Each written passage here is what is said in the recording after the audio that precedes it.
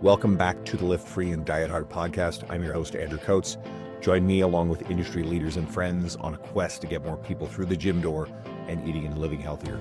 Join me where evidence meets empathy while rejecting fitness industry fads and extremism. Let's begin. Dr. Lauren Colenso-Semple. This is something I've been looking forward to. Your social media has been sensational. I think it's taking the industry by storm. And you are a PhD of integrative physiology. You got a master's in exercise science. You're actively involved in research. You've got a strong background in fitness and training. And you're the co-owner of Mass Research Review, which is a prestigious entity in our space. So quite the resume. Welcome to the show. Thank you so much for having me. Good. All right, let's dive right in. I've got some goodies. So I pulled a lot of the stuff from your social media, but we had a little exchange on something we saw on social media. When you hear someone talk about, quote, balancing hormones, is there a charitable interpretation here, or is this straight nonsense? This is such nonsense. And these, quote unquote, hormone balancing coaches are just trying to scam people. If our hormones were balanced, we would probably be losing function. So hormone fluctuations, whether it's throughout the day or throughout a given menstrual cycle, or in response to a meal, or in response to exercise, all of those are normal and necessary. What are the hormones they're talking about? I'm assuming, because this language tends to go towards women, so I assume we're talking about estrogen, progesterone, that sort of stuff. I'm sure cortisol is probably lumped in there. What else? Yeah, those are the big ones. Basically that, your reproductive function is somehow being destroyed by the way that you're eating or the way that you're training or your pre-post workout nutrition. And also that cortisol is, something to be feared and is incredibly concerning, and that, we need to be very mindful of these acute increases in cortisol. Are there any lifestyle behaviors that actually do have adverse effects on some of these hormones or other things?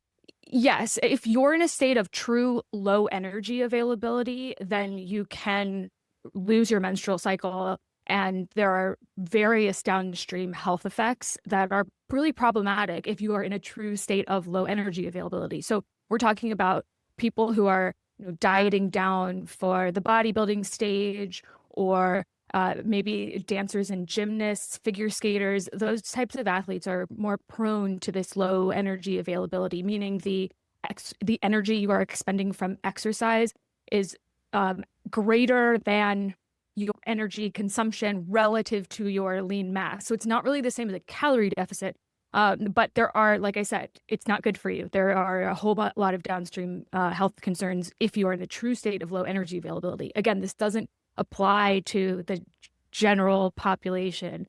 This doesn't apply to your average person. So in terms of cortisol, there are health conditions, either chronically elevated cortisol or chronically low cortisol. Both of those are a problem. Those are associated with health conditions like Cushing's, Addison's, anorexia, a pituitary tumor. You might have issues with cortisol that are a symptom of some underlying condition that needs to be addressed, but again, not relevant for the healthy population. This episode is brought to you by Renaissance Periodization and the RP Hypertrophy app. RP is the industry leader in muscle building, coaching, and education. And this app is like having a coach in your pocket. It gives you everything you need, including training programs, form videos. It gives you all your sets, reps, and weights, so you just show up and follow the plan. It adjusts each week based off your progress. And the app was created by Dr. Mike Isertel, Nick Shaw, and the team at RP, who I've known for many years. And the entire team are incredible people who've always been supportive and generous with me, so I know their character and are easy to endorse. My library contains several RP books, and I've used RP training principles in my workouts and coaching with my clients for many years, long before the explosion in popularity of their YouTube channel, which is worth checking out. RP is the first sponsor I felt remotely comfortable endorsing after over 7 years of podcasting. And if hiring a one-on-one coach isn't for you, using the RP Hypertrophy app is the next best thing to maximize your gains and take the guesswork out of your program. And there's a 30-day money-back guarantee, so you can try it risk-free. If you don't like it, they'll give you your money back. And I've also got a serious discount for you of up to $50 US. go to rpstrength.com/coats and use the code COATSRP, or go to the link below in the show notes, and that's rpstrength.com/coats. Use the code COATSRP. I always get these mixed up. So which one is the one where there's too much cortisol and what's happening? Which one is the one where there's too little cortisol and what's happening? Cushing's is elevated, chronically elevated, and that's typically due to steroid-based medications, and it's just kind of a mismanagement of the dose, and it kind of happens by accident. And but a lot of it's true that if you have Cushing's, you can have this weight gain or redistribution of body fat, but that has been sort of pulled from and extrapolated to the general population, and people are trying to explain, belly fat gain as a result of cortisol fluctuations, and then various remedies are proposed, usually some sort of supplement that will fix this, quote unquote. So what's really going on with women? Because we obviously have, a massive cohort of women who are hearing the language of balance your hormones. They're not feeling good. Why aren't they feeling good? And here's what I've always extrapolated. It's that they're obviously probably consuming too many calories. They're not active enough. They're probably not sleeping great. And there's probably too much alcohol or some combination of those four things, and they're interacting with each other. And then maybe through whatever interventions, they start working out more. Their nutrition improves. Maybe their sleep improves. They start feeling better, and then they credit it to either the supplements or the coach who's balancing their hormones. Is that a bit of what's going on? Can you elaborate? Perhaps. I mean, I've never really interacted with one of these people other than the hate they spew in my direction online. But a lot of it is some sort of, you need to train or eat around your menstrual cycle if you're pre-menopausal, and that really all of these lifestyle adjustments need to be made according to menstrual cycle phase. And then if we're talking about menopause transition, then it's your decrease in estrogen is wreaking havoc on your bones, your muscle. It's making you gain fat, and we need hormone therapy, or we need a supplement stack, or we need an anti-inflammatory diet. So I would say those are typically the messages for pre and then peri or post menopause. You mentioned menstrual cycle stuff. So we're hearing a lot, for a while we've been hearing a lot of people making claims about how you're supposed to adjust your training to your menstrual cycle, and you just referenced nutrition as well. Now, seems like the prevailing evidence, I've seen you talk about this, I've seen Dr. Lane Norton talk about this, lots of other people, that there just isn't evidence to support the idea of adjusting. Now, I'll preface that by saying that I know that when it comes to menopause and women's hormonal cycles, monthly cycles, a lot of stuff is highly individual. And probably, I would like to say the best evidence is for each woman to just know what works for her body. But what's the evidence saying across populations? So I like to separate this into two conversations. One is about menstrual symptoms. So when you have your period, either a couple days before or the first couple days of your cycle, the majority of women will have some sort of symptoms, like menstrual cramps, bloating, lower back pain, fatigue, something along those lines. And it's completely fine on the 1 or 2 days that you have symptoms to adjust your training session or skip the gym altogether. But these cycle phased based programs are saying some version of exercise like this for week 1, exercise like that for week 2, exercise a whole other way for week 3. And that might mean changing the intensity of the training. It might mean avoiding lifting weights altogether. It might mean literally resting and doing light yoga and stretching for a week. There are various iterations of this as it's promoted online. And I assessed muscle protein synthesis in response to exercise in each of these phases, looking at specific hormone profiles. There were no differences. So the idea that, this estrogen peak is anabolic or progesterone is catabolic, it's not true. There are no differences in protein synthesis. There are no differences in protein breakdown.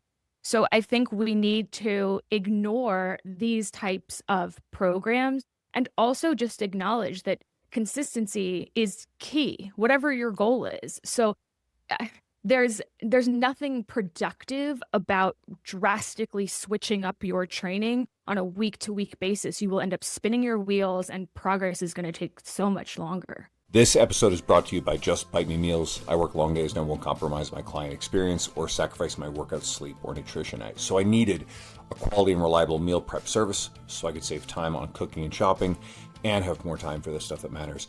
Net out the cost of groceries, and the service isn't as much as you might think. And regular impulsive food delivery apps, eating out, that costs way more anyway.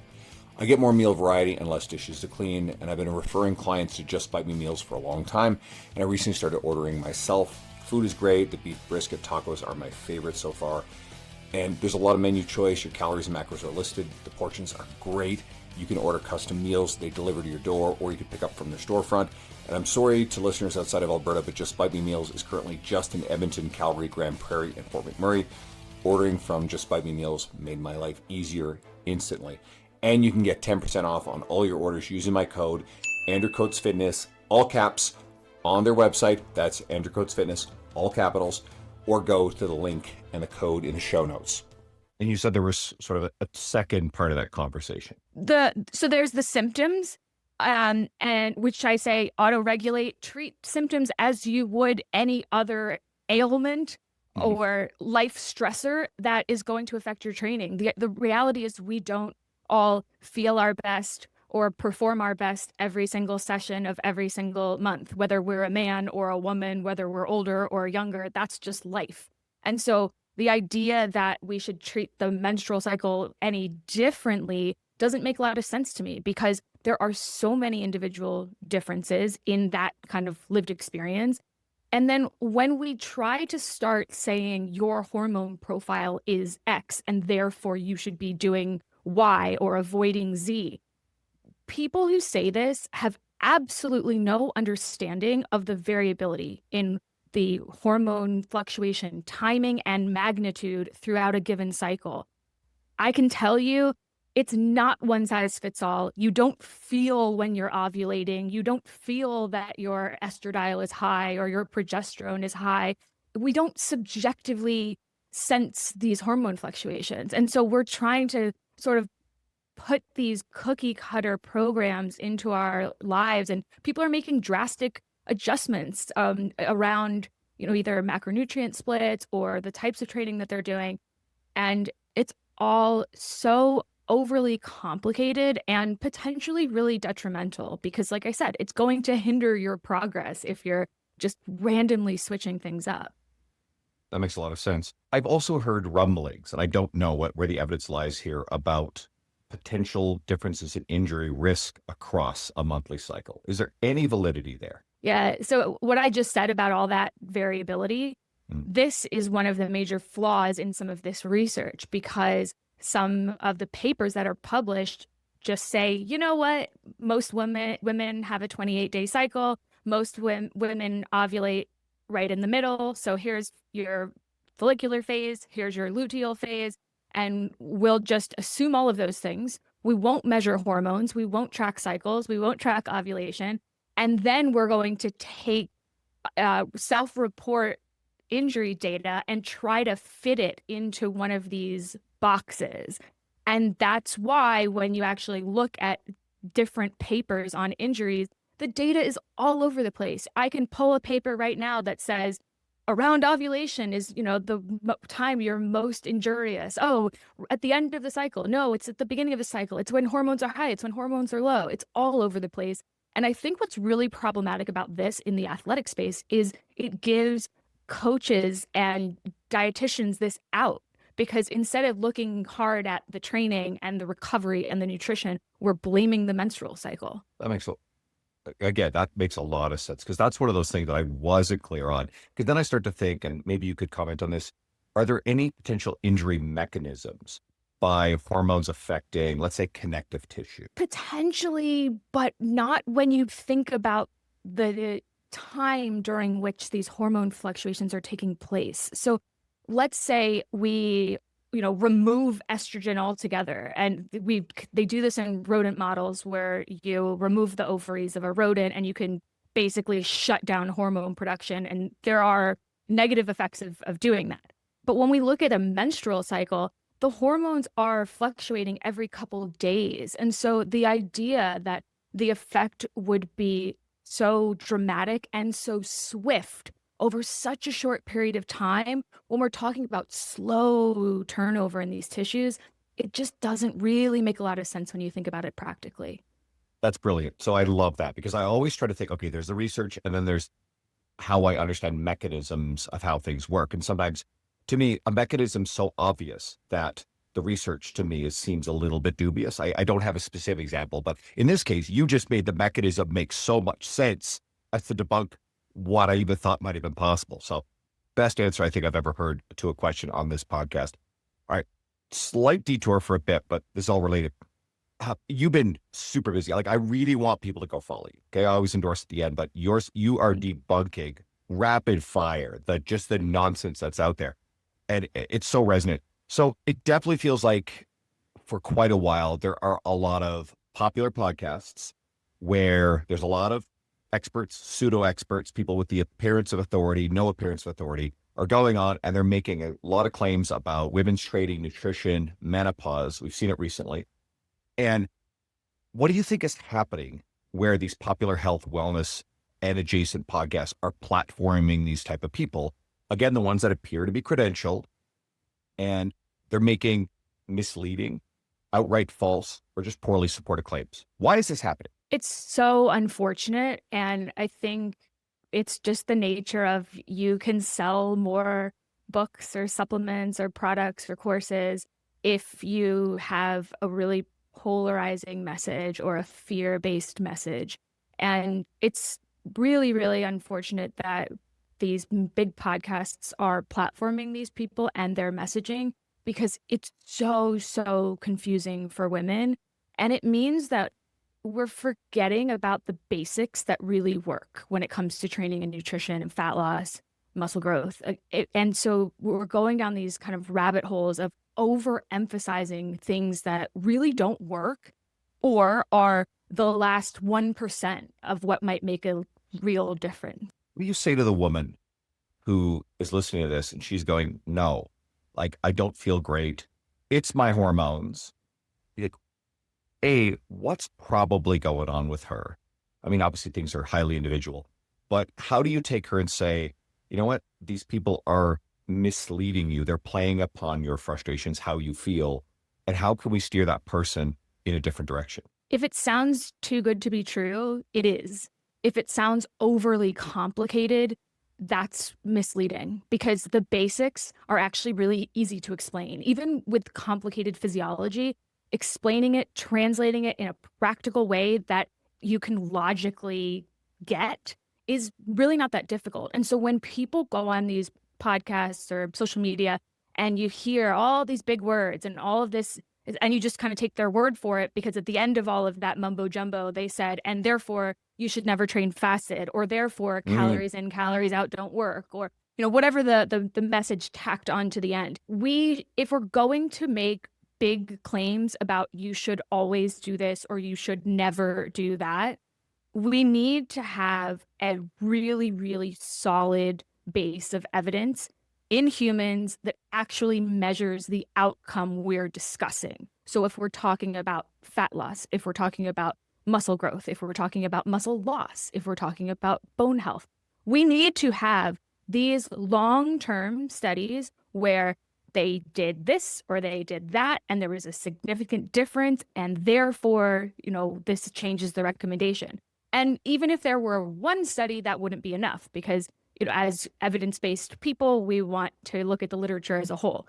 But the problem is people are pulling sort of potential mechanisms or looking at single pathways or looking at rodent data and then kind of crafting this narrative that totally switches how we always thought about training and nutrition, and are saying, because you are a woman, you've been doing it all wrong and you should stop doing this and start doing this and focus on this and worry about all of these nuances. And that is really, really disappointing because they're not using proper evidence to support those really big deal claims. Why are they getting away with it? I mean, we know that they're coming under fire, but they're effectively getting away with it. They're being rewarded. And I've seen, little preface, I have observed now there are people that I enjoy, and they're certain, very picky about like the big podcasts, very picky. There's certain people I enjoy and respect who I think are doing on average a really, really good job. But it seems like every time one of them comes under fire, I actually will, this is a little bit of a side tangent, but it's a good example. Jay Shetty. There's a lot of people who are big fans of Jay Shetty, and Jay is part of that world. Jay has come under legitimate criticism. He was outed, like mountains of evidence about him plagiarizing virtually every that nice, charismatic spoken word thing that he blew up on Facebook when they first did video, right? All came out, didn't acknowledge it, but now apparently credits everything. And there was a big article, you can Google this in The Guardian. I'm trying to remember, I think his name is John McDermott, I think, was the one who wrote it. Did a lot of research, and Shetty there's been always questions about whether or not he was really a monk. Apparently that's a very overblown claim. But also his school that was on his website, his life school, had claims that it was affiliated with several major universities. All those universities were contacted. None of them had any knowledge record, anything in their system. They weren't associated with them. And then when this came out, all of a sudden the website drops all these things. And there was all these big red flags and all these, borderline, the guy is basically built as a total fraud is what it appears to be. And I think there's a lot of evidence to support that. But yet he's never acknowledged any of these things, makes little pivots, but just continues to operate on, sell his books. People celebrate him. And I think it's one of the more egregious examples, but similar figures seem to just skate by not acknowledging criticism. You're right. And I think in the time of social media, if you've already built up such a big fan base, such a big following, it's sort of like you have your tribe, if you will, and they will stand by you no matter what. And it no longer becomes about critical thinking or the evidence and becomes about, no, I love this person and I will ignore even, very obvious evidence to the contrary. Cognitive dissonance, plain as day. Yeah. And so you mentioned losing muscle faster. So this is one, you've had a couple of posts on this. One of them was, you were responding to the claim, women who train fasted lose muscle. And you're like, false. And then there's a couple other related things. So what's the evidence actually saying here? Fasted training is a tool. It's an option. Sometimes people prefer it because they train early in the morning and maybe they have some GI issues if they eat right before the gym. It doesn't cause muscle loss. It doesn't cause fat accumulation. It doesn't increase fat loss for that matter. So, we need to be really measured about how we discuss fasting.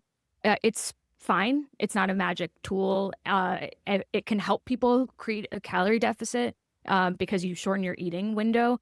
But I don't know why we're demonizing fasting. You hear various claims about you're going to immediately lose muscle if you train fasted.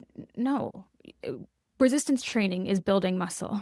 And we don't lose muscle in a given workout. That's not how it works. A resistance training session stimulates protein synthesis, and then we maximize that by eating protein, consistently and sufficiently throughout the day. But all of these nuances and messaging around nutrient timing that are for some reason specifically directed towards women, there's just no evidence for it.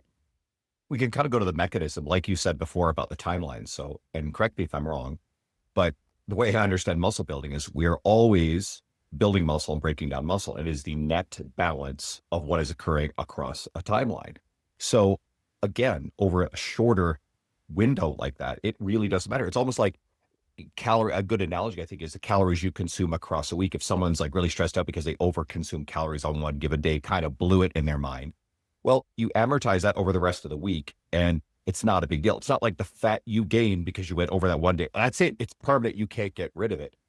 As long as those calories net out to be what you need across a week or longer timeline, you're generally fine. It's also not like every morning when we wake up, the body just resets and there's no, if we had dinner the night before, then we aren't running on empty, right? So I think there's just sort of this misunderstanding that there's something magic about a 24-hour period because we just use that for convenience of being able to talk about grams of protein per day or calorie targets per day. But these systems never shut down. It's constantly, you and I sitting here right now, maybe we are catabolic because for this snapshot in time. Does that mean anything? Of course not. If you're training fasted and maybe you're using more fat as fuel, does that mean you're going to lose more body fat if you consistently train fasted over time?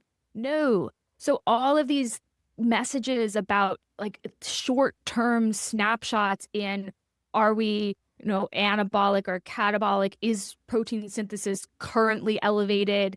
Is metabolism currently elevated more so than the past hour?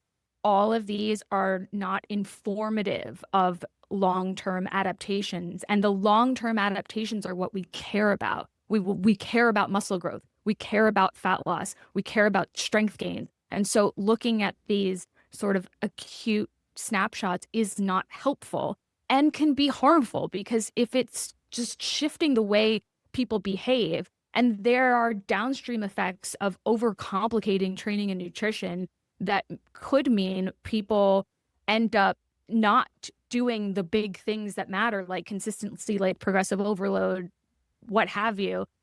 That's the real problem with some of these messages. You seem so measured and poised the way you deliver all this stuff. Do you ever see something, people send you videos, like some latest bullshit claim on a podcast, you want to throw your phone across the room? Or do you just kind of like pause, take a big deep breath and go, okay, cool, time to get to work and create something for social media? How do you handle this stuff? I want to throw my phone across the room at least weekly. I mean, I went on Gabrielle Lyon's podcast recently, and we had what I thought was an excellent, measured, science-based conversation. And the amount of vitriol I received from women online was just, it was so shocking that it was funny. Like, I couldn't even really be offended because people were so angry at me for saying these things weren't that important, or saying that actually men and women were kind of similar in the way we adapt to exercise and in the behaviors we need to adopt to promote fat loss. And isn't this good news? It's not complicated. It's really simple. And apparently that's not good news because, it's anti-feminist and I'm a shill for the patriarchy. And all of that was, like half funny, but also half, I don't know the word, like just disappointing that there's that many people out there that think this way. Yeah. Do you think, so this made me think of something, this probably makes sense. Do you think that one of the reasons why people want to buy into the idea of complexity is because it makes it harder? It's a very socially acceptable victim narrative to say, well, here are all these complex reasons why I'm not, as feeling as good as I want to be. I'm not as lean as I want to be. I'm not as active as I want to be. Do you think that's kind of what's going on? I think when you overcomplicate it, it sounds like you have this secret, you have this magic tool. And so the reality is that, building muscle, losing fat, it takes time. It's not that easy. You have to be patient. And people don't like that. So they want a quicker fix than the, quote unquote, boring basics. And so I think that resonates. I also think, and you asked about this earlier, so I do want to dovetail back to it. When we think about specifically women who are in the menopause transition, this is a perfect storm of confusion and changes in body composition, and it probably inadvertent changes in diet and physical activity. But we don't necessarily understand all of what's going on. And so you can say, well, clearly what used to work for me isn't working anymore. And so I need something new. I need something drastically different.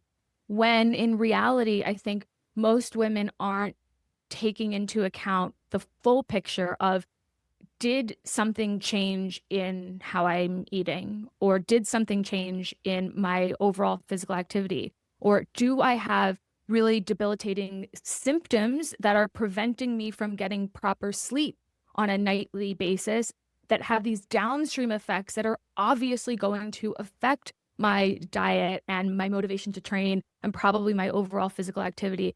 And so I think instead of really taking an audit of what's going on, a lot of these women are just eager to find this next solution. And these influencers who, as you said, are seemingly credentialed, are right there waiting in the wings to sell it to them. I want to elaborate on that, but a quick note. You mentioned being on, and I saw this, you're on Gabrielle Lyon's podcast. Gabrielle's great. We spoke at something back in 2022. My friend Kenny Santucci's Strong New York. I got to meet Gabrielle. She's a lovely human. And I think she does a really good job. By the way, she has agreed to come on this podcast. Just got to make the scheduling work. So she's super. But I think she does a really good job of focusing on the big rocks. Her talking points, everything is eat protein, build muscle, right? Every once in a while, like you can catch people, you can tease out clips of something they say on a, like Dr. Mike Israel. God love him. People will just try to like tease out little like things that Mike might be just talking some random shit that Mike talks about. And then they zero in and look, this is this weird thing. It's like, no, Mike is for years been creating like, muscle hypertrophy and other like health promoting behaviors. And I think Gabrielle is wonderful for that. So I love seeing you on a big platform like that. So back to the menopause thing. So menopause misinformation. Holy shit, that's wild. It felt like up until maybe like 4 or 5 years ago, it's almost like no one was talking about it. There was almost like no information, or it seemed like there was not much research. And then all of a sudden people figured out, wait a second, there's this enormous cohort of people who are better fitness consumers, who have money, who are frustrated. And then, I mean, that to me is kind of the explanation why everybody went in there. So we have some really credible people. I'd love to hear who some of your favorite people are. I mean, I love your media. I am bringing Amanda Thebe is booked for the podcast. Amanda's great. Dr. Jen Gunter is one of the ones that I keep hearing again and again. There's some other figures that I don't want to name, but I get the impression they're a little hit or miss, and I hear different things. But what the hell is going on? Why is this? Why the explosion of bad info? I think you nailed it. If you're seeing a message where it's constantly fear-based, you're broken, you need to be fixed. I have this solution for you, an overemphasis on supplements, an overemphasis on weighted vests, an overemphasis on a specific menopause diet. These are not the things we should be focusing on, because the issue here is that we then forget to mention the things that really work, like resistance training, like a calorie deficit, like overall physical activity, because putting out that message doesn't make these people money. So, well, let's go to the weighted vest first. So I love this because the mechanism keeps coming up. So I want to take people through something, because you've been debunking weighted vest stuff. I think your last post on social media might have been about weighted vests. And I've read Michael Easter's book, The Comfort Crisis, which I think is wonderful. James Krieger's a friend, him and Eric Salazar, they did an N=1, just Eric training for a bodybuilding show years ago, where they continue to increase the weight of the weighted vest as he dropped weight in the comp, and it seemed to elevate his metabolism. We'll come back to that. But I've seen a lot, and I was thinking, wow, weighted vests make so much sense for maintaining bone mineral density on the surface. But then I thought about it, because I'm seeing people saying, no, it's not. And it's like, but it's the magnitude of the stimulus to create an adaptation. You're nodding yes. That's what I figured out. It's like, okay, it's probably just not enough. And so therefore, resistance training makes most sense. Can you actually explain that in more detail? That's right. It is, it does sort of make sense in theory. But when we actually look at the data, whether we're talking about bone density or attenuating muscle loss or promoting fat loss, all of those outcomes, first, these studies, women or men wearing weighted vests for 8 to 10 hours per day. So this is not going on a 30-minute walk wearing your weighted vest. This is literally constantly wearing a weighted vest. And Eric, sorry for interrupting, but when James and Eric did this thing, I don't think Eric took the weighted vest off the entire time. And that's not realistic. Sorry. 100%. So I think, and no one ever mentions that really important piece of it here. We're talking about a really, really extreme intervention. And then we also have to look at a study that, yes, they wore a weighted vest and they were doing jumping exercises. And the comparison group did absolutely nothing. And so exercise with a weighted vest, really anything physically active, is going to be better than doing nothing. And so that's not an appropriate comparison. It's not an appropriate reference point. The other thing we need to keep in mind is the magnitude of the outcome of interest compared to alternatives. Because if you're going to say, well, yes, these people slightly lost a bit more fat than these other people, but you could just go in so there's two fat loss studies, for example. One was calorie deficit. The other was calorie deficit plus weighted vest. Both groups lost approximately 11 kilograms, no difference between groups. So the weighted vest did nothing. When we look at another study where it was a heavy or a light weighted vest, again, wearing it all day long, the group wearing the heavy weighted vest lost about 1.6 kilos and the light vest lost 0.3. This is not like meaningful weight loss. That it's worth this sort of sacrifice of constantly wearing a weighted vest. So I think, unfortunately, the message is being promoted and these studies are really being misrepresented because, yes, these interventions are crazy. They're also technically pilot data, meaning it's a small sample and it's sort of a feasibility trial to generate sample size calculations for future studies that would really be able to measure the influence of this. So, we can't have two groups of 9 and then say, hey, everybody, this works. But what people will do is these pilot studies say, yes, this is feasible, and now let's go out and do the real major clinical trial. When you do a pilot study, you're not supposed to run statistical comparisons to say these are our results. They're supposed to be generating just to see how many people do I need for the major trial. Unfortunately, the authors of some of these papers did that anyway, and the internet is just running with it.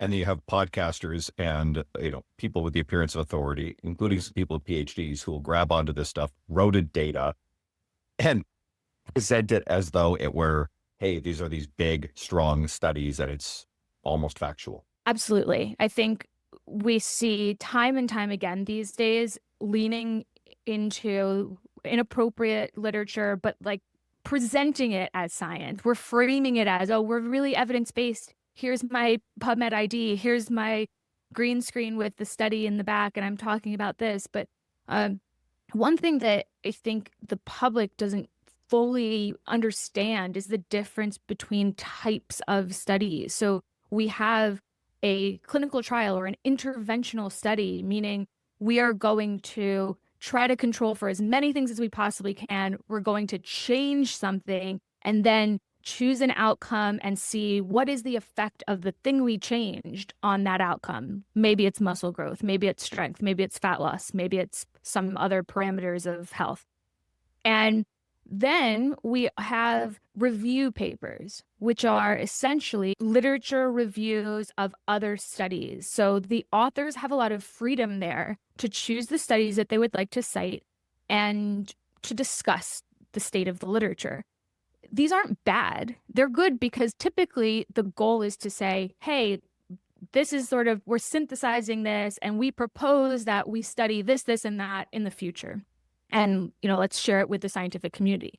Unfortunately, when there's these narrative reviews that are citing this rodent data or this mechanistic data, and the title of it is something like, the influence of X on body composition, or what you should know about nutrition for women, or something like that, then people are taking it as science, as data, when it doesn't actually address the question that would support what the influencer or science communicator is saying. So if I am going to make a claim about calories in, calories out don't work for women, then I need to show you a study where women were in a calorie deficit and they lost no weight from the calorie deficit. Whereas the men who were in the study lost weight from the calorie deficit and everything was tightly controlled. That study doesn't exist. That data isn't there. And so people are just then throwing in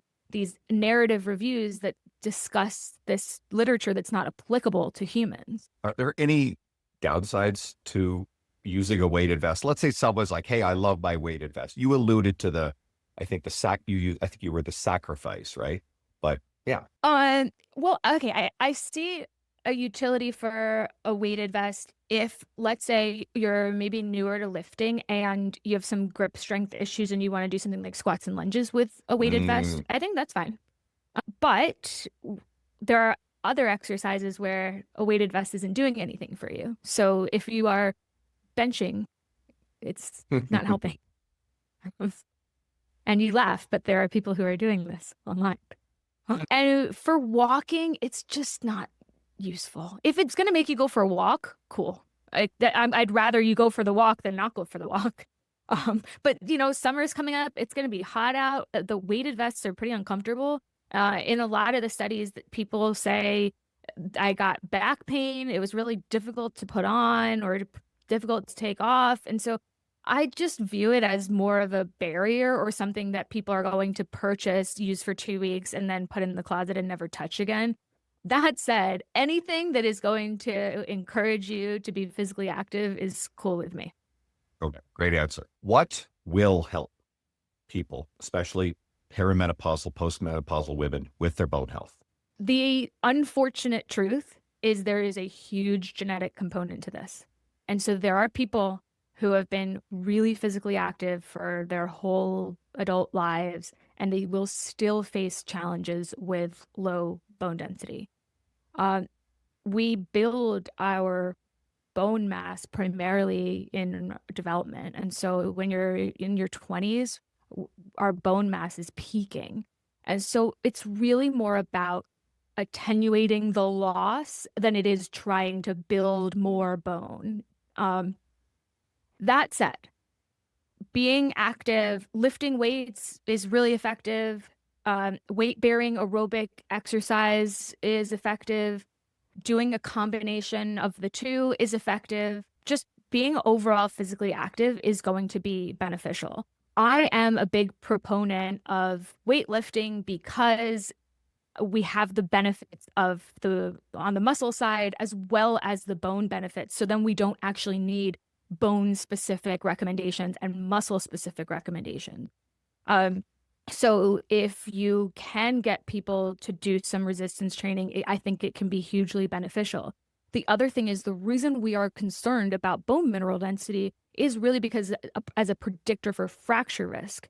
And if we don't fall, we don't fracture. So being a more muscular person makes you a more, I hate to use this word, but functional person, because, we are going to be able to just perform those daily activities. We're less likely to get injured. You can catch yourself. You're able to move through full ranges of motion under load. So there's just so many benefits there. If anybody's really interested in this topic, my friend Robert Linkle was on, and Lauren, I don't know if you know Robert. Robert is the authority in training older adults, but we did a lot on strength training benefits, reducing fall risk. It went really heavy to that. So anybody listening who wants that, go back to the Robert Linkle episode, message me, I'll send it to you. It covers this in depth. Are there any other pieces of menopause misinformation that makes you, again, want to throw your phone across the room? Stuff that is really concerning to you? I hope I didn't just say anything that contradicted what Robert said. Nope. Listen, Robert is amazing. You have greater credentials than even Robert does, I promise you. But no, it lined up exactly with what he said, right? Where the evidence lies. Good to hear. And I will also say that if you have clinically low bone density, there are medications that can be really helpful. And so see an endocrinologist. That is definitely a viable strategy in addition to doing your physical activity. Other menopause myths that are bothering me. Yes, that because you are peri or post-menopause, you either can't do zone 2 or You must do HIIT or sprint interval training. There's a lot of weird mixed messaging around, never go for a walk or never do lower intensity jogging because, you must do this higher intensity stuff. I hate this message because, as I said during our weighted vest discussion, all physical activity is good. Whatever you're going to do consistently is positive, is health promoting. And so there is absolutely no evidence that one is better than the other for fat loss. Frankly, they're both not great. If you want fat loss, you need a calorie deficit, and we want to look at your diet. But there are health benefits of both.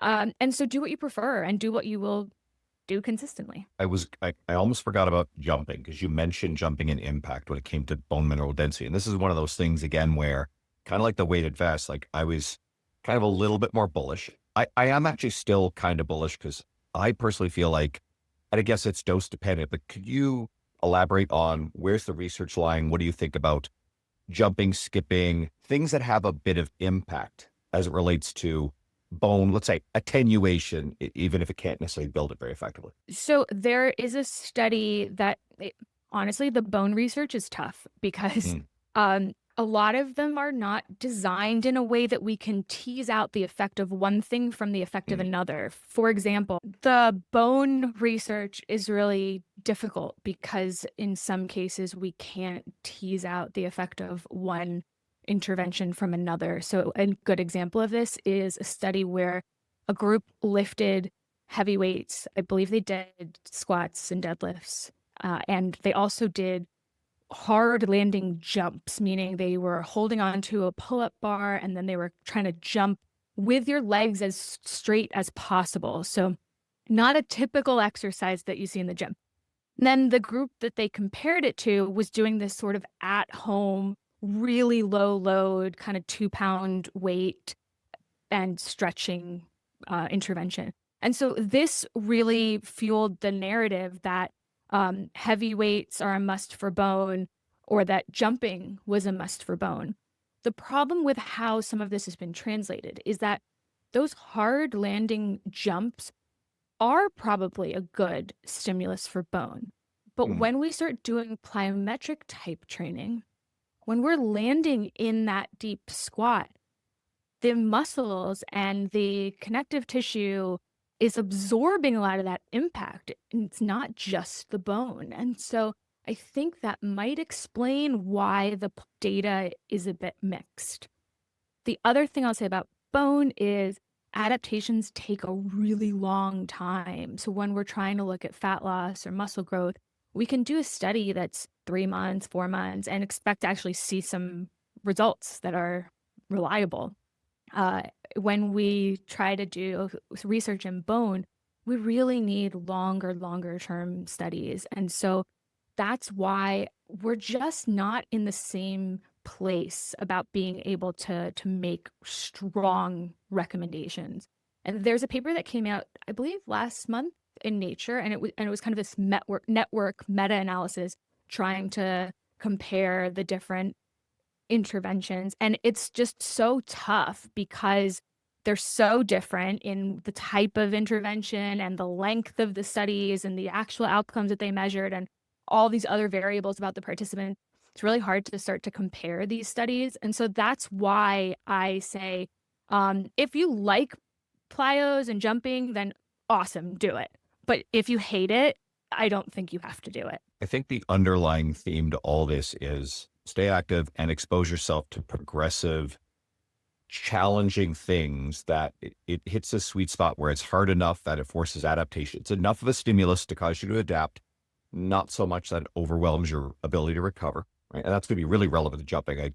I think with jumping or anything like that, if you're not used to doing it or sprinting, I know that Stuart McMillan was on a very popular podcast recently, and he talked extensively about this and some bounding and skipping. And I thought, oh, this is brilliant. And I'm 47, so I'm like, okay, I actually want to incorporate some of this. But what I do, really titrated, like a little bit of a dose, felt good. The person who goes out and goes all out, who hasn't done this stuff, who's around my age or older, guess what? You're going to get yourself hurt. You just will. So graduate your exposure, your intensities to it. And as you notice, you're getting stronger, but it's classic progressive overload in training. Just apply that to like every other active stimulus you're going to do. I think that's probably the wisest thing. 100%. And pick something and stick to it for long enough, because if you're constantly kind of bouncing around, then there's adherence issues with that. So I think if we think about, okay, I'm going to start lifting weights and then I'm going to start feeling really comfortable about those movement patterns and my form, and then I can increase the load, and then I'm excited to see the progress that I'm making week after week, whether it's strength gains or changes in the way my clothes fit. And so there's something about that journey that is going to encourage you to continue doing it, as opposed to just constantly switching things up and going to this one class and then, trying this other online workout. And, like I said, anything's better than nothing, but I do think there's something to be said about finding something you genuinely enjoy and do it consistently and progressively. Ladies and gentlemen, Dr. Lauren Colenso-Semple. This was brilliant. One of my favorite interviews ever. There's a reason why your media is doing so well. Everybody can follow you on Instagram at Dr. Lauren CS1. That's Dr. Lauren CS1. What else would you like to direct people to? If anyone is interested in comprehensive breakdowns of research, check out Mass Research Review. And if you're in for a lighthearted chat about fitness headlines, I'm doing a podcast called Front Page Fitness with my friend and colleague, Eric Trexler. Eric Trexler, I met him at the Inland Empire Fitness Conference where he spoke several years ago. And great guy, smart, sarcastic, self-deprecating humor at its finest. And so, yeah, a great resource as well. Lauren, thank you. This has been a pleasure. Everybody listening, take this. There is going to be someone in your world who needs this episode. This is one of the ones I want to push out. There's so much in here that's going to help so many people. So just take it in a DM, text message to a friend, family member. Help me get this out in front of more people, get more people following Lauren. You guys are the best. Thank you so much. Thank you, Lauren. Thank you.